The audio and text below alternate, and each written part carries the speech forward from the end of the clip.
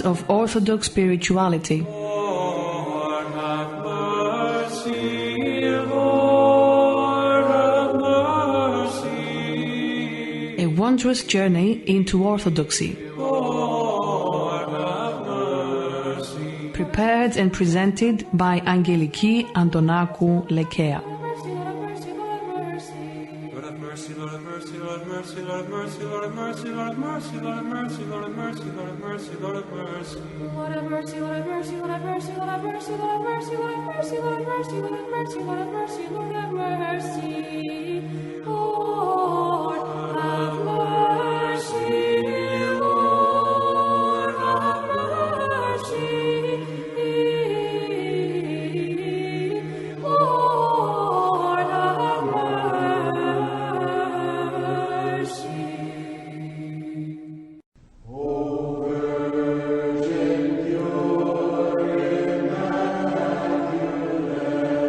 Hello, dear listeners. We are continuing to read from the book Family Life, the fourth volume in the series Spiritual Counsels by Saint Paisios. Chapter 2, The Role of the Mother in Raising Children. A Mother's Love. Yeroda, you once told us that people grow and mature with love. It isn't enough to merely love one another. We must love the other more than ourselves. A mother loves her children more than she loves herself. She will stay hungry to feed her children, yet she feels greater pleasure than they do. The children are fed materially, but she is fed spiritually. They experience the taste of food, while she experiences spiritual rejoicing. A young girl, before she marries, may sleep until 10 in the morning and have her breakfast prepared by her mother. She may be too lazy to do even the slightest chores. She wants everything at her beck and call. She has expectations from her mother, expectations from her father, while she sits at her ease. And although she is capable of loving, this ability is not developed because she's constantly receiving help and blessings from her mother, her father, her siblings. However, from the moment she becomes a mother, she resembles a little engine that the harder it works, the more it is recharged, because love works constantly. Before, she hated to touch anything unclean, and she used aromatic soaps to wash herself. But after she becomes a mother, when you see how she cleans her soiled child, oh, you would think she's touching marmalade. She's not repulsed by anything. Before, if she was woken up early, she yelled because she was annoyed.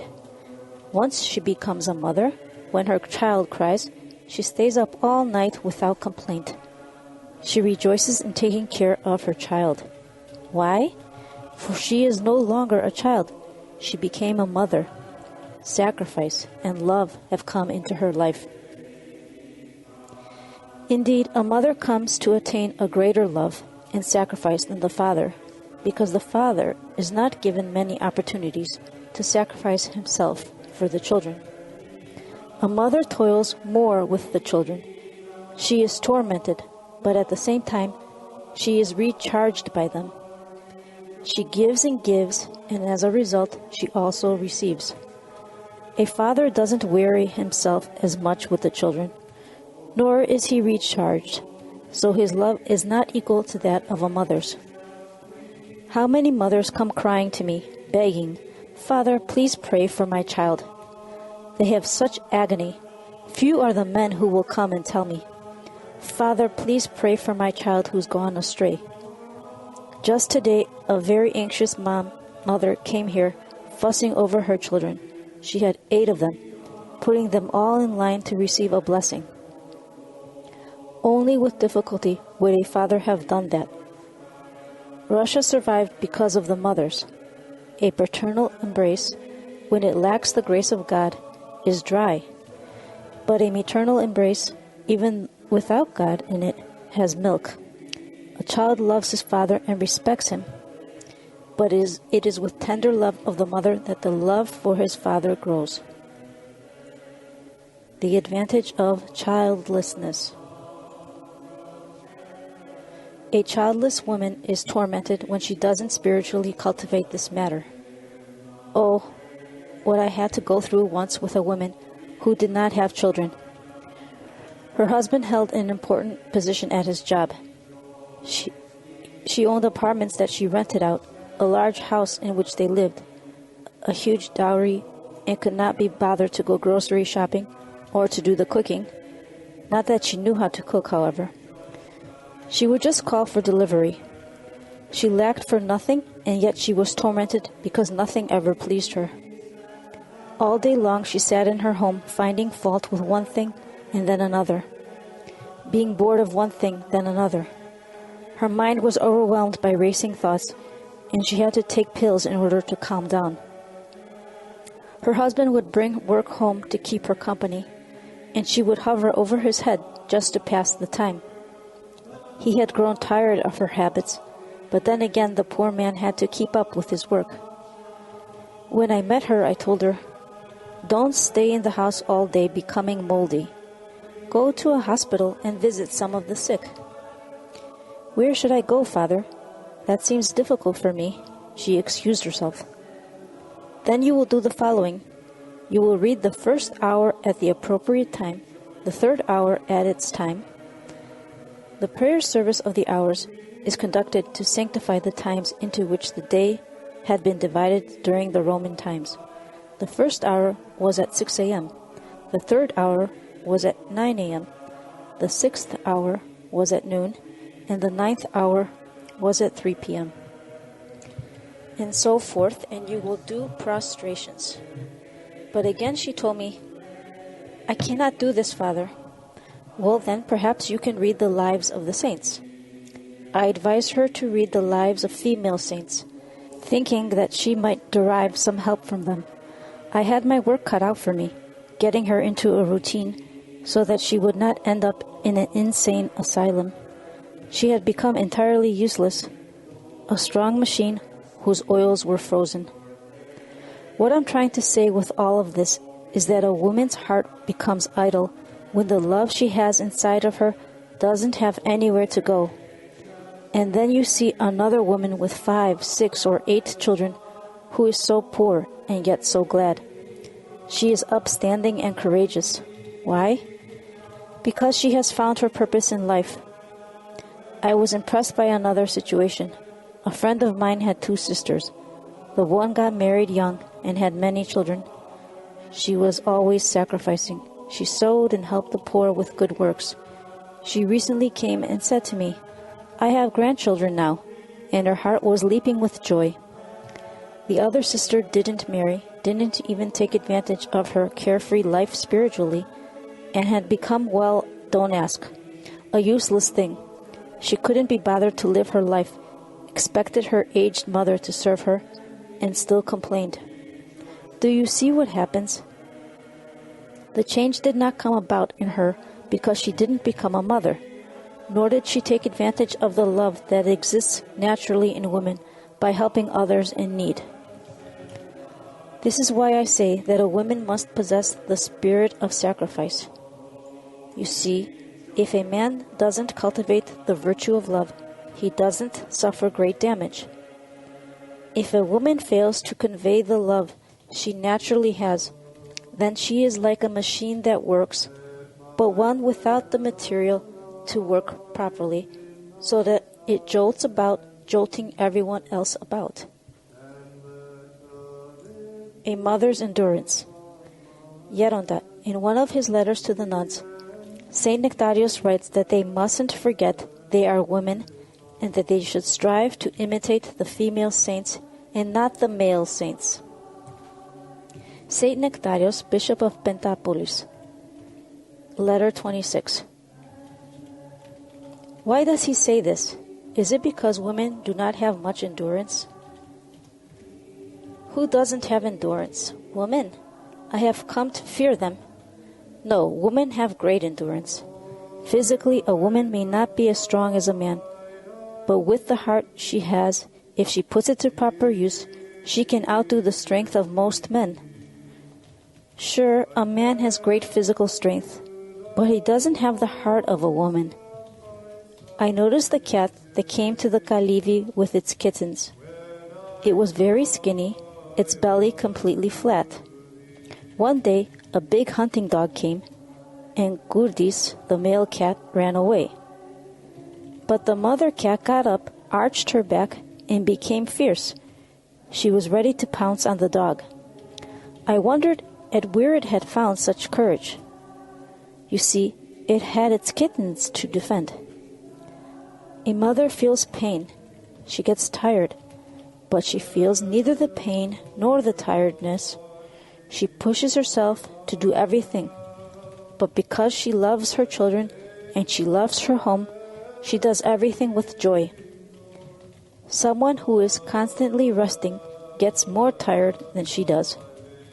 I remember when we were young, my mother had to carry water from the well that was very far away from our home. She had to cook, bake, wash the clothes, and even go to the fields.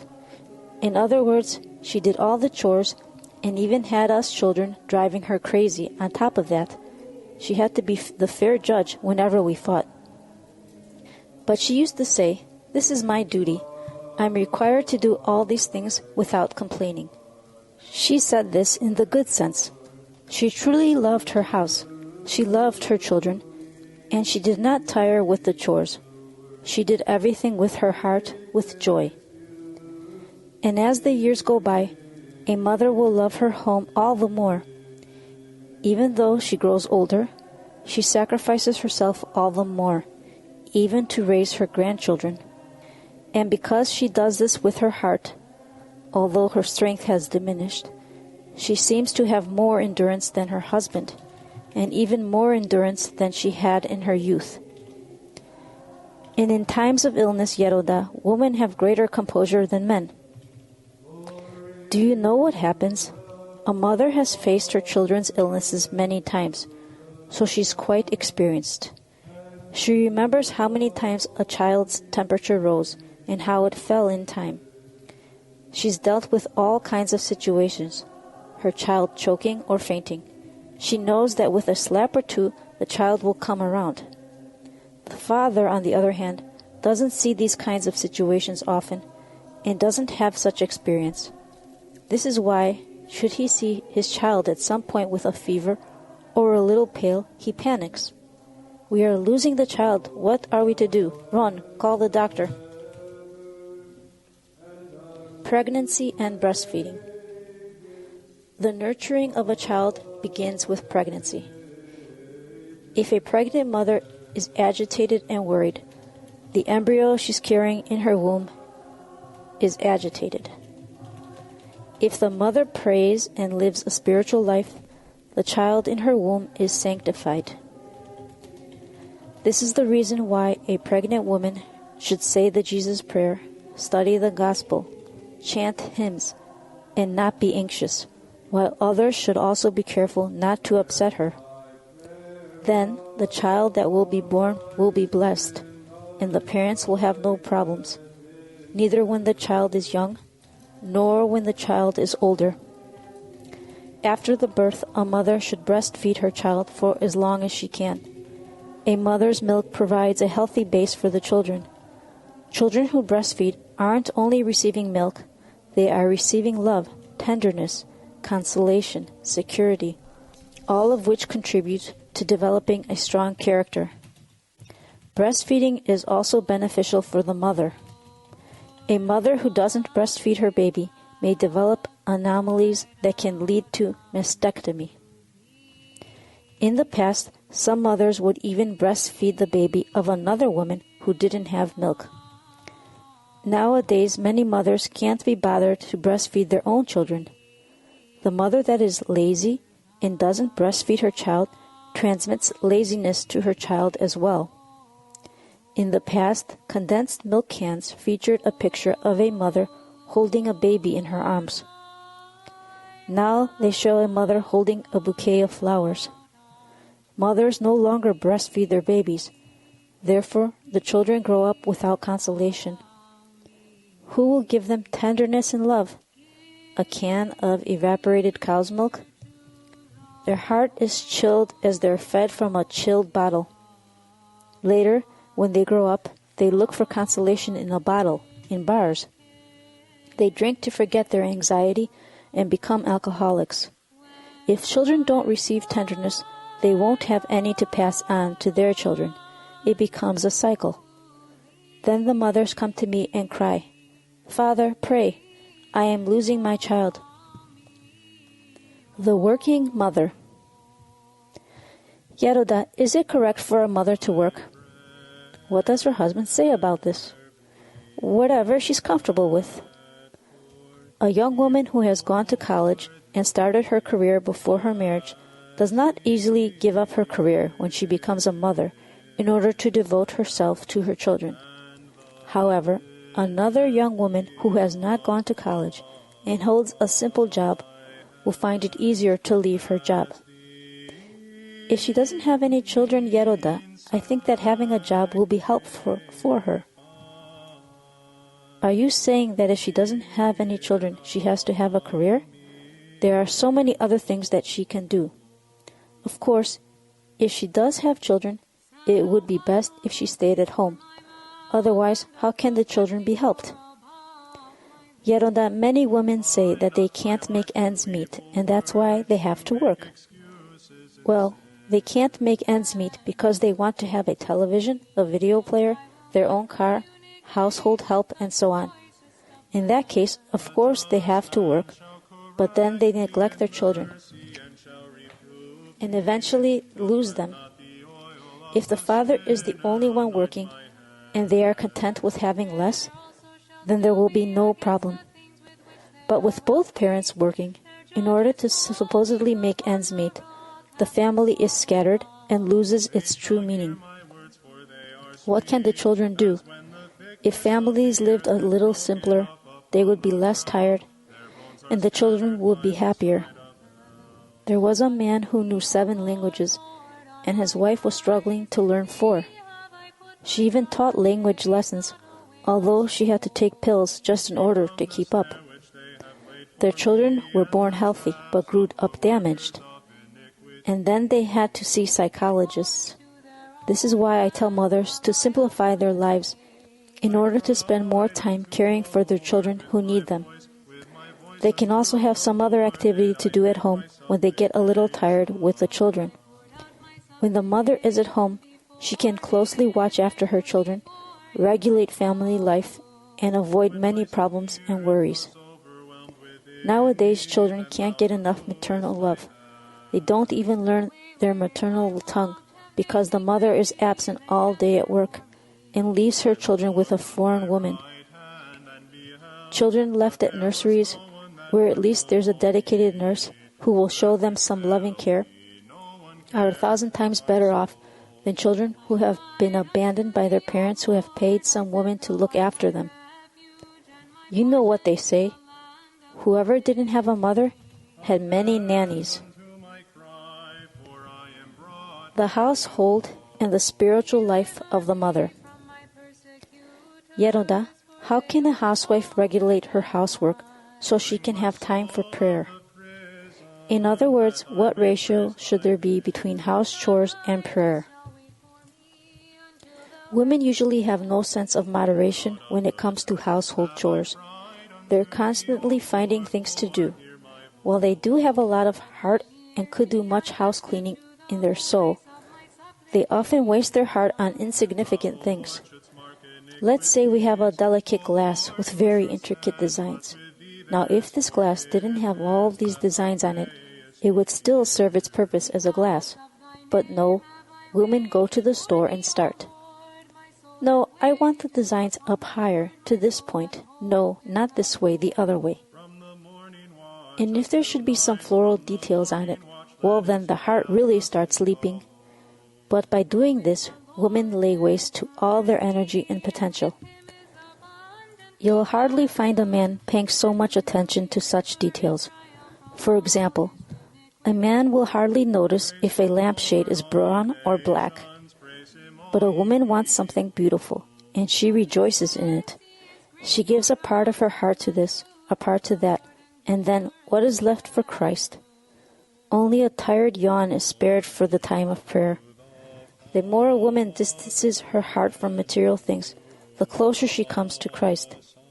And when her heart is given to Christ, then she acquires great strength. Just the other day, I saw a soul who had dedicated herself entirely to God. You could almost see a sweet light burning within her. She deals with everything in a gentle and a warm way. She used to be very worldly, but she has a good disposition, and at some point the spark was kindled within her. Gold, fine clothing, she threw it all away. Now she lives very simply. She struggles to live a spiritual life. Her spirit of sacrifice is remarkable. She has become envious of the saints, in the good sense. What attentive effort to the Jesus prayer, what fasting, what reading of the Psalms. It is amazing. She is now nurtured by her ascetic efforts. Yeroda, a mother, told me, "My body is very weak and I get very tired. I don't even have time to finish my chores, let alone say my prayers properly." She has to simplify her life so that she can have time to pray. A mother can make great progress through simplicity. If a mother has simplified her life but still gets tired because she has many children, then yes, she is entitled to say, "I am tired." But if she wearies herself trying to make the house look good for the guests, well then, what can we say? Some mothers, in order to keep the house tidy, asphyxiate the children, confining them to one part of the house, and don't allow them to move a single chair or pillow. They impose a military type of discipline, and while the children are born fine, they grow up damaged. A wise and discriminating person, seeing an immaculate home with many children, will come to the conclusion that either the children are damaged or the mother is barbarian and imposes military discipline. There is fear in these children's hearts, and for this reason, they are obedient. Once I had gone to visit the home of a large family. I was so pleased to see the children with their childish naughtiness spoiling the worldly order of things, which requires having everything in its place. That is the greater disorder which wearies contemporary men. In the past, there weren't that many spiritual books available for a mother to read and be helped. Today, even though there are many patristic texts and a lot of translated works available, unfortunately, most mothers are either preoccupied with foolish things or they work in order to make ends meet. It's better for a mother to be involved with the nurturing of her children, rather than being overly involved with household chores and inanimate objects. A mother can speak to her children about Christ. She can read the lives of the saints to them. Thus, at the same time, she will be occupying herself, dusting off her own soul, so that it will be spiritually shiny. The mother's spiritual life will then quietly help the souls of her children. Thus, her children will live happily, and she will be joyful, because she will have Christ within her.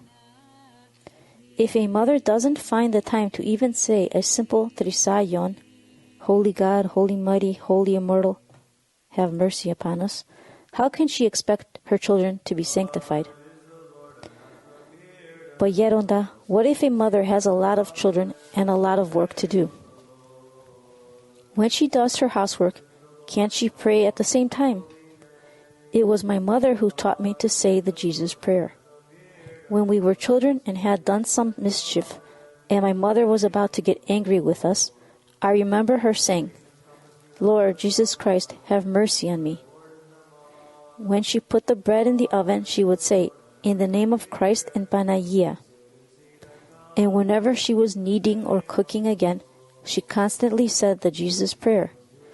In this manner, she herself was blessed, as were the bread and the food she was preparing, and so were those who partook of it later. There are so many mothers who led a holy life and had holy children. For example, the mother of Elder Hadzi Yorgis, even the milk of this blessed mother who nursed Gabriel, this was the worldly name of Elder Hadzi Yorgis, was ascetic. She had 2 children and afterwards, lived with her husband in purity, loving one another as siblings. She had an ascetic spirit from early on, as she was inspired by her sister, who was an ascetic nun. She would go and visit her sister, and later would take her children with her. Gabriel's father was also a pious man who worked as a merchant, which required him to spend most of his time away on trips for his business. This gave his mother the opportunity to live simply, not to be anxious and troubled about many things. Luke 10, verse 41.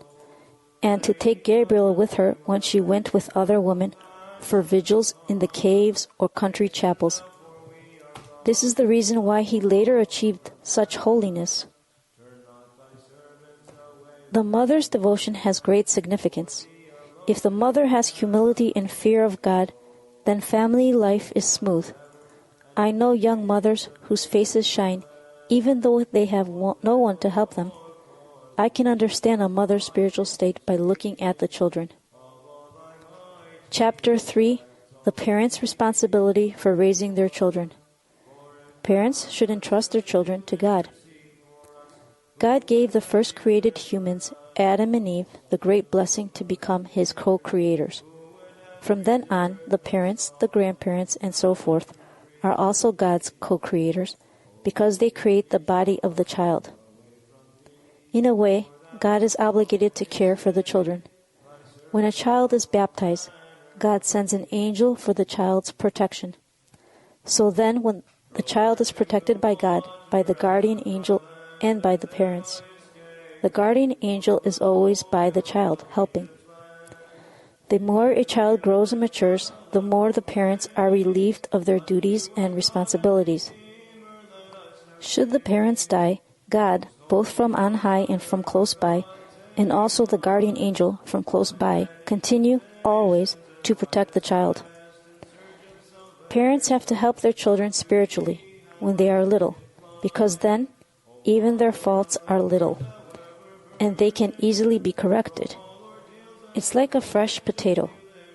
If you scratch it a little, it's peeled. If, however, it gets older and staler, you will need a sharp knife to clean it. And if it has some dark spots, you'll need to dig deeper. If the children are filled with Christ from an early age, they will always remain close to Him.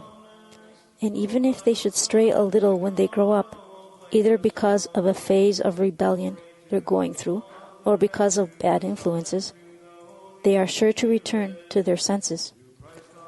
This is because the fear of God and the devotion that watered their hearts when they were young cannot ever be eradicated.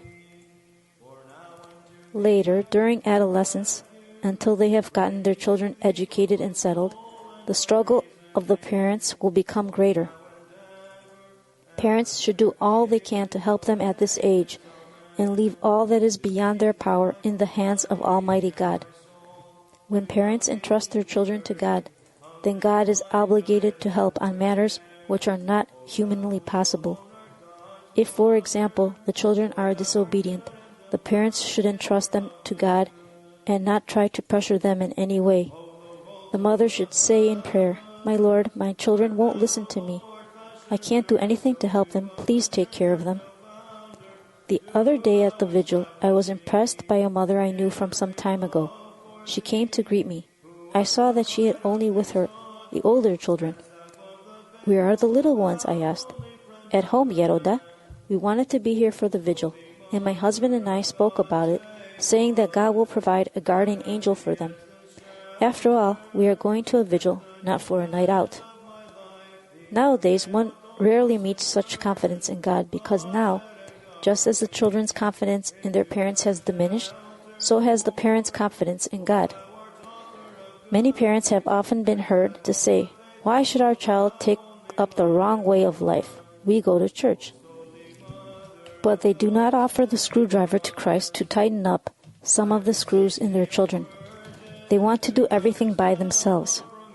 And even though there is God who protects the children and the guardian angel, who himself stands constantly by to protect them as well, the parents agonize over them until they become sick themselves. And although they are faithful people, they act as if there is no God, as if there is no guardian angel, in which case they actually impede divine intervention. Instead, they must become humble and ask for God's help, and the good God will protect the children. Dear listeners, our time is up. Thank you for listening. We will continue once again where we left off in our next show. Until then, be well. Lord, have mercy. Lord, have mercy. Lord, have Readings of Orthodox Spirituality. Lord, have mercy. Lord, have mercy. A wondrous journey into Orthodoxy. Lord, have mercy. Prepared and presented by Angeliki Antonakou Lekea.